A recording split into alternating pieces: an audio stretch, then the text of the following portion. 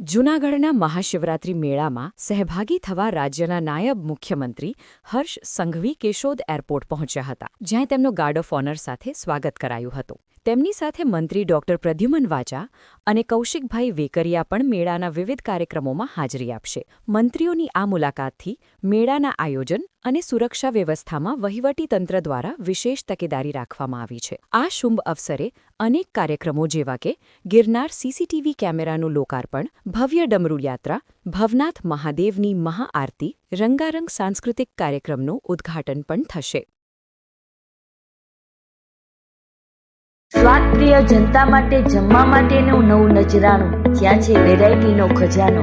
Punjabi, Chinese, Gujarati તેમજ fast food અને દરેક જાતની સ્વાદિષ્ટ મીઠાઈઓ તો ખરી જ. સાથે થાક દૂર કરે તેવી સ્પેશિયલ ચા પણ રહેશે ઉપલબ્ધ. Madhav restaurant and caterers, Jetpur Somnath highway